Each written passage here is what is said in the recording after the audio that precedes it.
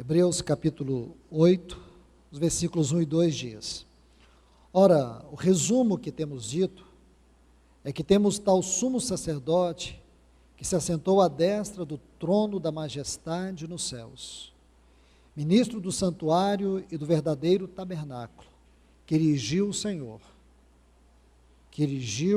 Senhor e não o homem. Agora o capítulo 9, o versículo 8 e 11. Dando com isso a entender o Espírito Santo que ainda não havia manifestado o caminho do santuário, enquanto o primeiro tabernáculo estivesse em pé. Versículo 11. Quando Cristo veio como sumo sacerdote dos bens vindouros, entrou por um maior e mais perfeito tabernáculo, não feito por mãos, ou seja, não desta criação.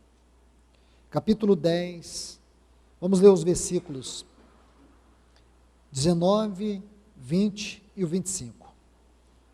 Portanto, irmãos, tendo inteira liberdade para entrar no lugar santíssimo, pelo sangue de Cristo Jesus, pelo caminho novo e vivo que Ele nos abriu através do véu, ou seja, de sua carne.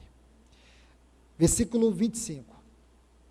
Não deixando de nos congregar, como é costume de alguns, mas exortando-nos, tanto mais quanto vedes que aquele dia se aproxima. Muito bem, meus irmãos, nós vamos tomar como ponto de partida mais uma vez estes textos que nós já temos lido já há algum tempo, e depois vamos, se o Senhor permitir, meditar um pouco sobre o Salmo de número 23. Já é uma série de estudos que nós temos feito aqui, e hoje vamos dar continuidade. O tema é a vida cristã nos lugares celestiais. Eu creio que esse tema, ele tem por finalidade nos mostrar que a vida cristã não é religião. Deus não é religião. A salvação não é uma religião. O propósito de Deus em enviar seu Filho ao mundo não foi ter uma religião. Ser cristão não é ser um religioso. Quando você entende o verdadeiro propósito eterno de Deus na salvação, você consegue compreender a complexidade de tudo aquilo que é a vida humana. A vida humana é uma vida extraordinariamente complexa.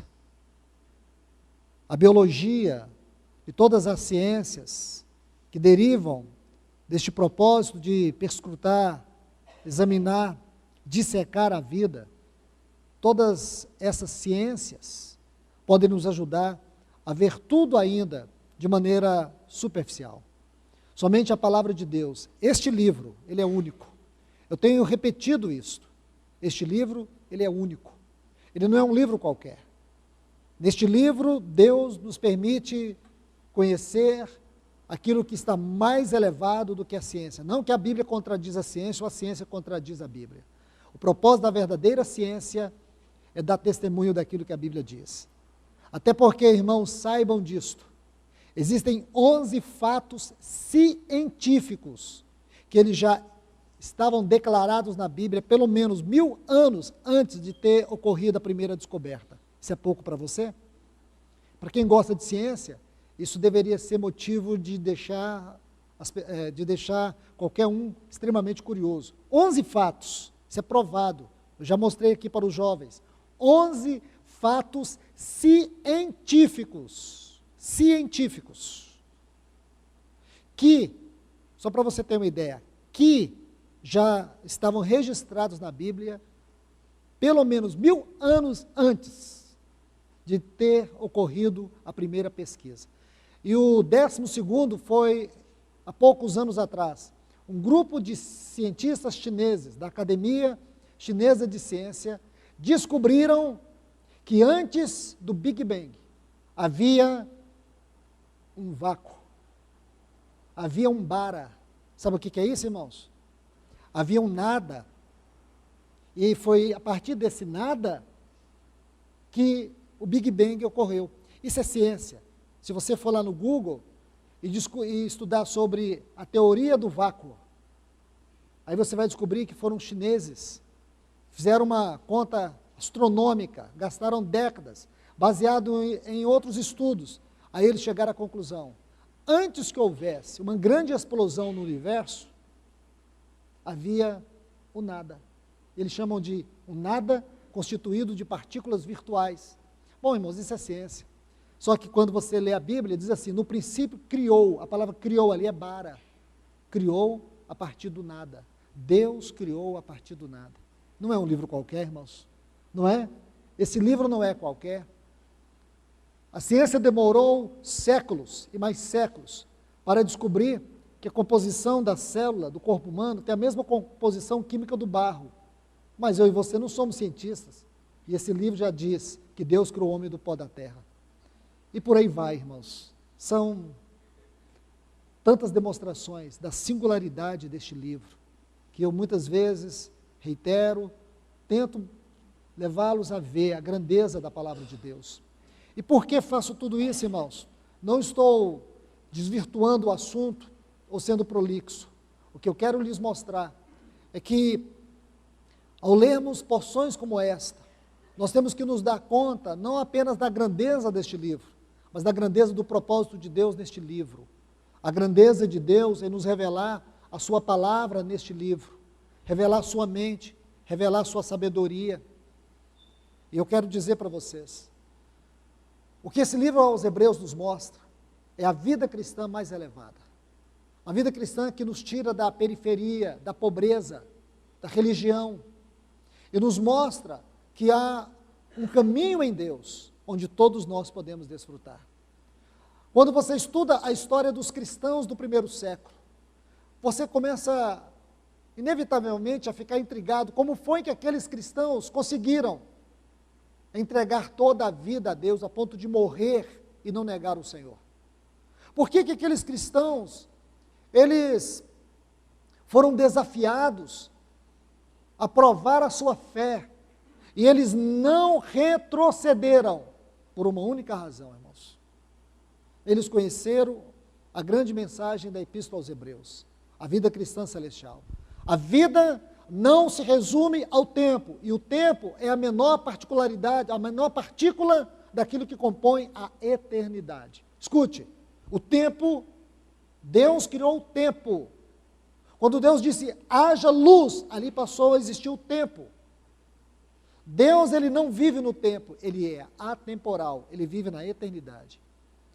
Os filósofos gregos, 400 anos antes de Cristo, eles estudaram um assunto que depois ele foi ampliado pela ciência a partir do quarto século antes de Cristo.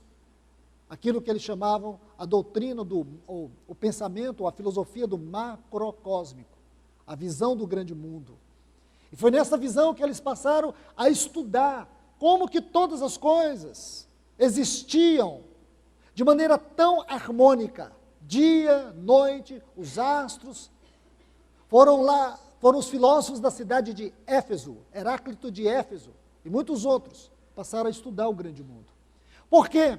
Porque eles acreditavam que havia um mundo superior, havia uma realidade superior, muito além daquilo que havia na terra. É isso que o livro de Hebreus nos mostra. Esta é a mensagem cristã. Porque quando nós limitamos a nossa vida simplesmente a tempo e espaço, nós limitamos Deus. Deus não está limitado a tempo e nem ao espaço. Deus está acima do tempo.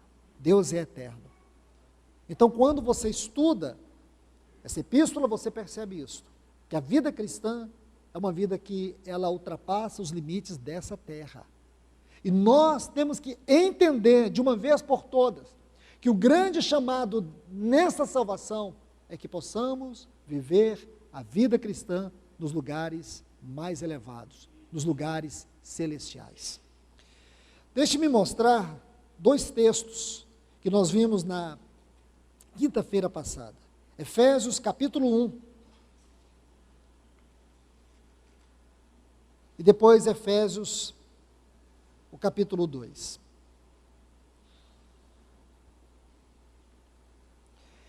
Esta referência aqui, ela está dentro de uma porção onde Paulo vai falar do grande poder que Deus usou para ressuscitar a Jesus dentre os mortos.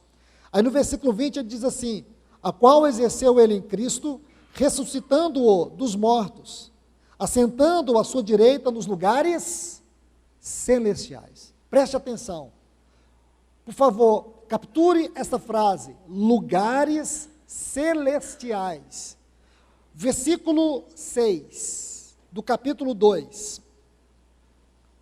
E juntamente com ele, essa frase é muito importante, porque essa frase indica que, quando Deus ressuscitou a Jesus, Ele nos incluiu nessa ressurreição. Escute isso, irmãos. Quando Deus ressuscitou a Jesus, Ele nos incluiu nessa ressurreição.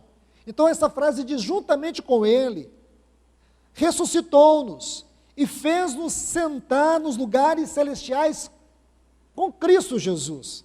Então, Deus ressuscitou a Cristo e o colocou nos mais altos céus. A palavra aqui no texto grego é epurânio. São 3 céus, segundo a língua grega. Eurânio, mesorânio e epurânio. Eurânio, esse céu estelar. Mesorânio é uma camada que eles definem como lugares celestiais, e epurânio, aonde está o trono de Deus.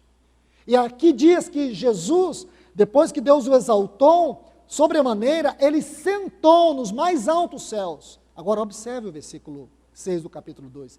Diz que também nós fomos ressuscitados com ele e assentamos com ele nos lugares celestiais. Isso quer dizer que a vida cristã, irmãos, não é uma questão de religião, é uma questão de posição. Ninguém converte a Deus só para sair do inferno. A questão do inferno é passado. Nós temos que olhar a salvação do ponto de vista eterno, do ponto de vista do supremo propósito de Deus. Porque é não ter essa visão que as pessoas vivem uma vida cristã superficial, periférica. E essa vida superficial e periférica se caracteriza por 2 coisas. Primeiro, um relacionamento fraco na palavra de Deus, e um relacionamento superficial na oração, na vida de oração. A oração e a palavra vai definir a superficialidade de uma pessoa que vive na periferia e não sabe o que é a vida cristã nos mais altos céus. Tudo, irmãos, se torna supérfluo, tudo se torna efêmero. Por isso que a religião é um grande negócio, e não existe nada que afronta mais o caráter de Deus e a fé cristã do que religião. Seja ela religião até evangélica, porque as pessoas ficam dentro de um cativeiro, oprimidos, não se libertam, não convertem, apenas têm posições religiosas e não posições cristãs. Então você vai ver que Jesus, Ele nos chamou para viver essa posição elevada. Porque quando a Bíblia diz sobre os lugares celestiais, uma das palavras que define os lugares celestiais é tabernáculo. Tabernáculo. Por favor, irmãos, olhe que palavra linda. O assunto tabernáculo, na sua doutrina, começa no capítulo 25 do livro de Êxodo. Aí você vai ver o tabernáculo de Moisés. Eu já falei sobre isso em várias oportunidades, que era constituído de 3 partes: átrio, lugar santo e lugar santíssimo. 3 partes: átrio, lugar santo e lugar santíssimo. Então, veja bem, mas por que Deus nos deu isso? Por que Deus deu o tabernáculo? Por que Deus nos deu o tabernáculo? Qual era o propósito de Deus em ordenar Moisés a fazer um tabernáculo? O que ele queria falar sobre isso? Deus queria mostrar Ele mesmo. O tabernáculo revelava Deus, e o meio pelo qual o homem poderia viver em uma íntima comunhão com Deus, mesmo estando nessa terra. Mesmo vivendo nessa terra, o homem pode entrar e desfrutar da presença de Deus. E esta é a grande tônica da mensagem de Hebreus. Irmãos, a vida neste mundo é fácil? Não é. Aqui nessa terra você sofre, você tem angústia, você tem frustrações, você tem perdas, quando você perde alguém que você ama, a dor é muito grande, frustrações, quantas limitações e angústias nós sofremos na nossa alma, e como nós podemos ultrapassar tudo isso, irmãos, quando você conhece o caminho dos lugares celestiais em Cristo Jesus. Quando você pode entender isso, aí você vai ver a biografia dos homens de Deus, das mulheres de Deus, como eles aprenderam a viver a vida cristã num plano mais elevado. Vida cristã num plano mais elevado. Porque aqui nessa terra, Jesus disse, no mundo tereis aflições. Que verdade, irmãos. Nós passamos por tantas aflições, nós passamos por tantas angústias, nós nos sentimos tão limitados, tão fracos. Estudamos um pouco a vida de Paulo em 2 Coríntios capítulo 12, vendo aquela experiência daquele gigante espiritual, me permita colocar assim, irmãos, com muito cuidado, segundo o seu testemunho, a sua fé, o seu amor, mas ele tinha um espinho na carne, ele dizia que era um mensageiro do diabo que o esbofeteava todos os dias. Paulo se sentia tão limitado, tão esmagado, mas como que Paulo pôde viver uma vida triunfante? Porque ele entendeu que além desta vida, existe uma vida superior, que a Bíblia chama de lugares celestiais, trono de Deus, casa de Deus, tabernáculo de Deus, santuário do Altíssimo, esconderijo do Altíssimo.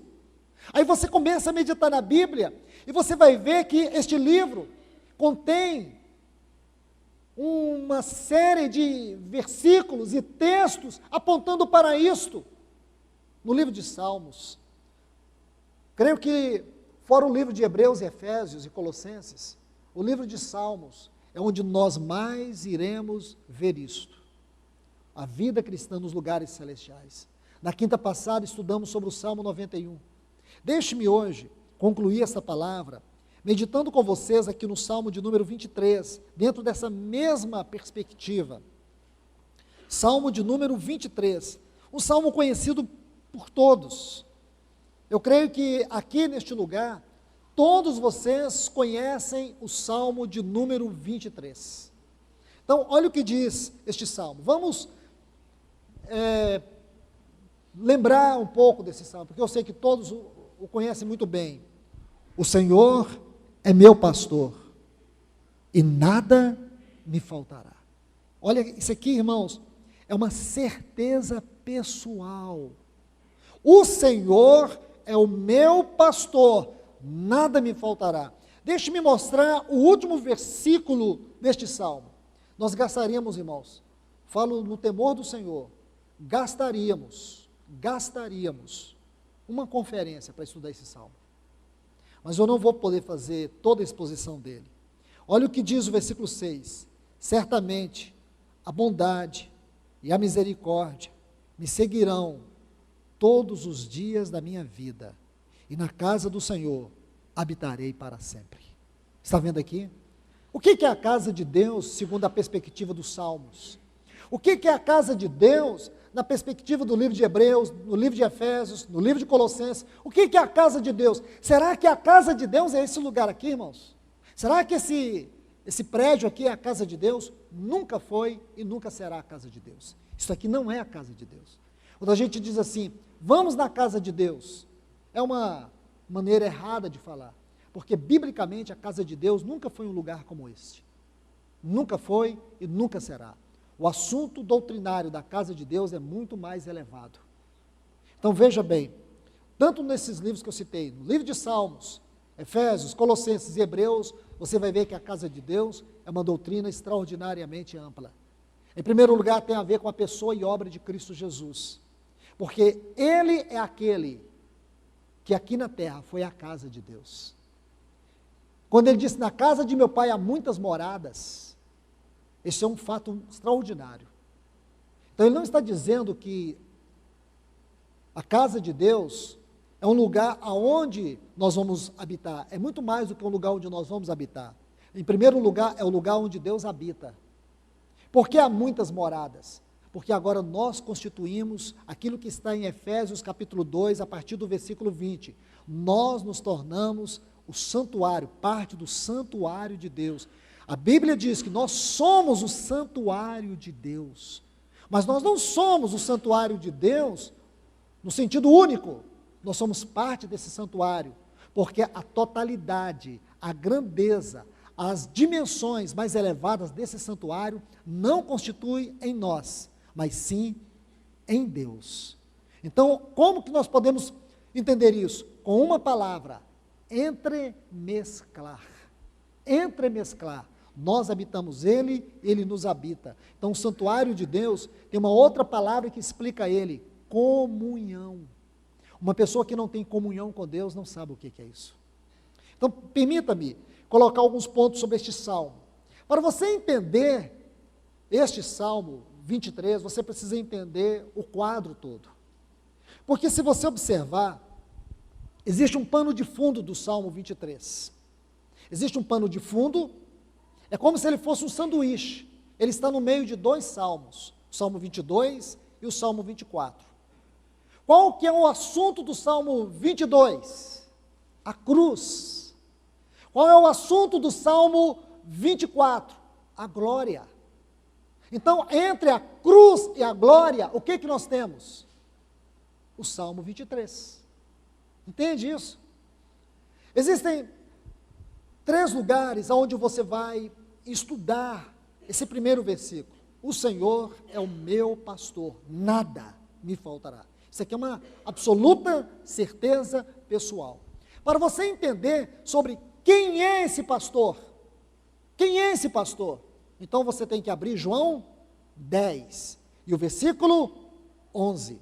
O que está em João 10 e o versículo 11? Jesus disse: eu sou o bom pastor. E o bom pastor, ele dá vida pelas suas ovelhas.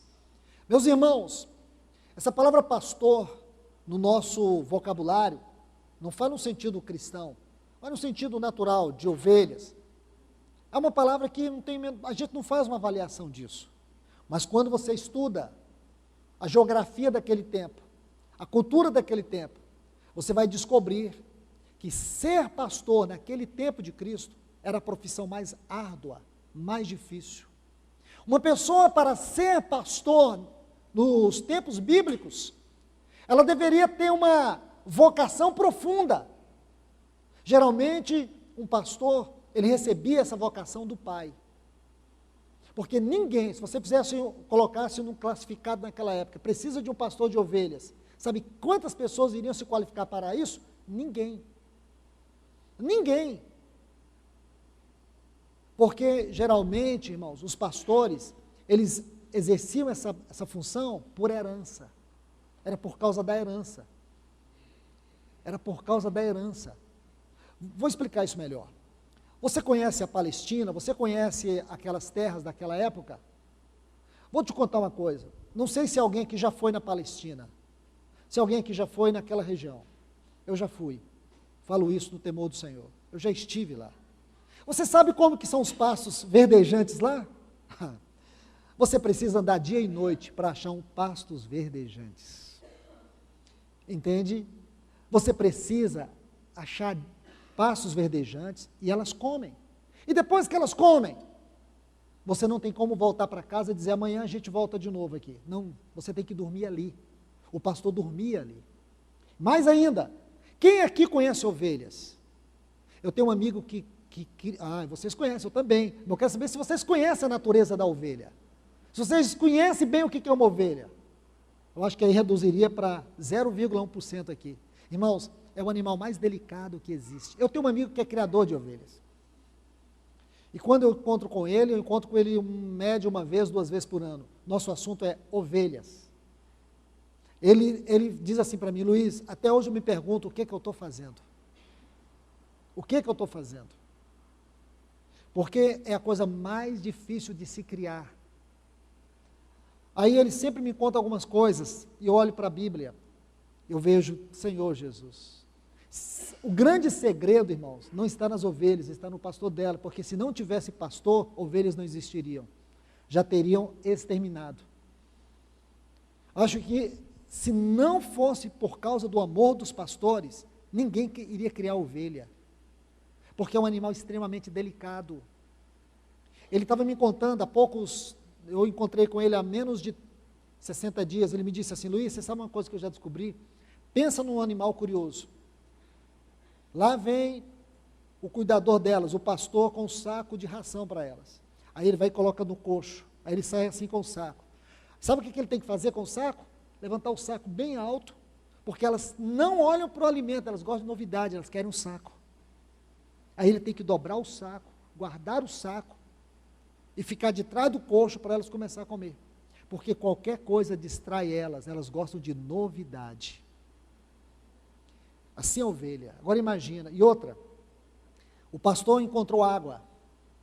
Se a água for corrente, ela não bebe. Sabe o que ele tem que fazer?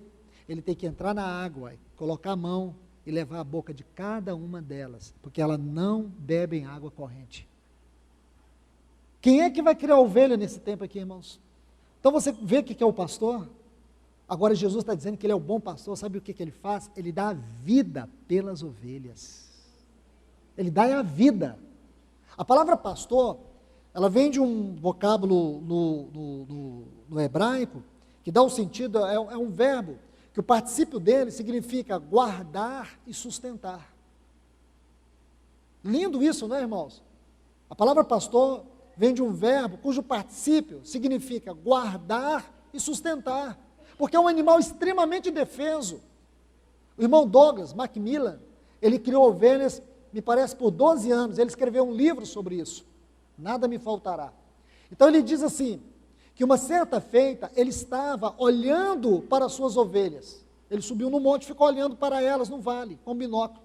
Aí ele percebeu que tinha uma raposa acuando as ovelhas. Aí ele ficou pensando, como pode, uma raposinha daquela? E as ovelhas com medo. Ele falou assim, eram quase 3.000 ovelhas. Uma raposa, 3.000 ovelhas com medo de uma raposinha. Você pode imaginar? Imagina se elas pensam assim, gente, vamos juntar 3 aqui, dar uma taca nessa raposa. A raposa fugia, mas elas são incapazes de pensar que elas podem fazer isso. E sabe o que elas fazem? A raposa estava fazendo? Estava acuando elas para jogar elas num precipício, e elas estavam indo. Que cena, irmãos! Por isso que o pastor, é ele que tem que dar a vida. Agora você olha o Salmo 22, aí você entende o que quer dizer esse pastor. Por favor, vou só apenas citar, eu não vou ler. Vou citar apenas os textos messiânicos deste Salmo. O Salmo 22, versículo 1, está aqui, Deus meu, por que me desamparastes? Onde está escrito isso, irmãos? Mateus capítulo 27 e o versículo 46, quando Jesus estava na cruz. Este salmo é o salmo da cruz. O salmo 23 é o salmo do pastor, é o salmo do cajado. E o 24 é o salmo da glória. Então veja bem, Deus meu, por que me desamparaste? Nós estamos interpretando, não é profecia, nós estamos interpretando poesia. Interpretação de poesia é tão complicado e delicado como interpretar profecia. Então nós sabemos que isso aqui está registrado em Mateus, capítulo 27, o versículo 46, quando Jesus se sentiu solitário lá na cruz do Calvário. E você vai ver, irmãos, que uma das grandes características do pastor é a solidão. Porque para pastorear ovelhas, você não pode levar um grupo de pastores, tem que ser um pastor, porque ela ouve a voz de um pastor. Ela não consegue ouvir a voz de outros, ela só ouve a voz de um pastor, tem que ser um pastor para aquelas ovelhas. Jesus disse, as minhas ovelhas me seguirão, porque elas ouvirão a minha voz. Está vendo, irmãos? E quando foi que isso aconteceu, irmãos? Aqui está o caráter, foi quando ele se sentiu solitário por nós lá na cruz do Calvário. Ele deu a vida por nós na cruz do Calvário. Deixe-me caminhar rapidamente aqui. Versículo 6, está assim, mas eu sou verme. Essa palavra verme aqui, ela vem de um vocábulo hebraico, que tem um sentido biológico. É a lagarta escarlate. É esta palavra aqui. Se você olhar no hebraico, está assim, coquis ilicis. O que é a coquis ilicis? Coquis ilicis é a lagarta escarlate, da onde se extraía a cor vermelha, carmesim. Então Jesus está dizendo que eu sou essa lagarta, eu sou esse sangue vermelho, porque esse é o salmo da cruz, porque ele deu a vida por nós. Vamos caminhar mais. Versículo 13, abriram sobre mim sua boca, como de um jovem leão que ruge, estou derramado como água. Você vai ver João 19, 34, quando ele foi transpassado, e do seu interior saiu água misturada com sangue. Está vendo? Versículo 15, como um vaso secou o meu vigor, a minha língua se apegou ao meu paladar. João 19, 28, quando ele diz assim, tenho sede, aquelas 7 palavras da cruz. Versículo 16, porque cães me rodearam, um bando de malfeitores me cercou, perfuraram minhas mãos e meus pés, porque lá na cruz do Calvário, ele foi transpassado pelos cravos, aqueles cravos que transpassaram suas mãos, quando elas foram esticadas sobre o madeiro, seus pés juntados um sobre o outro, sobre o madeiro, e ficaram como com os joelhos flexionados, e ali eles foram cravados na cruz do Calvário. Irmãos, eu penso que uma pessoa que olha para isso e zomba, está cometendo a mais alta blasfêmia da sua vida. Isso é uma coisa tão séria, irmãos. Uma pessoa que olha para isso e ignora, está blasfemando. Porque isso é tão sério. O nosso Senhor, o Filho de Deus, o nosso bom pastor, ele foi à cruz do Calvário, e ele foi transpassado por nós, porque ele é o bom pastor que dá a vida pelas suas ovelhas. Aí diz assim, versículo 18, repartem entre si minhas vestes, sobre minha túnica lançam sortes. Aqui está João capítulo 19, os versículos 23 e 24, quando os soldados pegaram suas vestes, sua túnica, e repartiram entre eles. Então, meus irmãos, eu quero deixar esse salmo, mas eu quero também colocar o 24, que é a outra parte. A outra parte desse salmo está assim no versículo 3. Quem subirá ao monte do Senhor? E quem estará em seu santo lugar? Olhe bem, irmãos, isso aqui é o assunto dos lugares celestiais, dos mais altos céus. Quem subirá ao monte do Senhor, irmãos? Aqui está falando daquele santuário que nós vimos em Hebreus capítulo 8, versículos 1 e 2. O santuário eterno, o santuário onde está o trono de Deus. O santuário onde diz, o versículo 19 do capítulo 10 de Hebreus, que o nosso Senhor Jesus, ele abriu um vivo e novo caminho, no qual nós podemos entrar. Um vivo e novo caminho no qual nós podemos entrar. A igreja, nós que fomos salvos, lavados pelo sangue de Cristo Jesus, nós podemos entrar, irmãos. Nós podemos entrar na oração, nós podemos entrar na adoração, nós podemos entrar na comunhão. Se você sabe o que é isso, então isso é realidade para você. Se você não sabe, é periferia. Na oração, na adoração, na comunhão, nós podemos entrar, e ali o que nós vamos encontrar? Vamos encontrar o nosso bom pastor, o nosso sumo sacerdote, aquele que está nos conduzindo à sua glória, aquele que está com o seu cajado, com a sua vara, nos conduzindo. Olhe bem, quem subirá ao monte do Senhor? Teve um que subiu, ele é o nosso representante, nosso Senhor Jesus, ele subiu e nos abriu o caminho. Ele entrou por nós e sentou naquele trono da glória. E aqui Davi vai cantar, quando ele diz, levantai, ó portas, as vossas cabeças. Se você observar, a partir do versículo 7, levantai-vos, ó entradas eternas, para que entre o Rei da Glória. Quem é o Rei da Glória? É o pastor do Salmo 23. Quem é o Rei da Glória? É aquele que disse que ele era aquela lagarta escarlate. Este é o Rei da Glória, e ele entrou para também fazer com que nós venhamos também subir ao monte do Senhor. É o que diz o versículo 6, na casa do Senhor, e o monte do Senhor é o mesmo lugar, meus irmãos, é o mesmo lugar do Salmo 91, aquele que habita no esconderijo do Altíssimo, é o mesmo lugar, é o santuário onde Cristo está sentado. Ele veio, desceu e tabernaculou conosco, para que nós pudéssemos desfrutar isso. Essa é a grandeza de viver a vida cristã em dias difíceis. Dias difíceis. Esta é a excelência de você viver a vida cristã neste mundo limitado. nesse mundo de pecado. Um dia, meus irmãos, isso está próximo. Só faltam 20 profecias.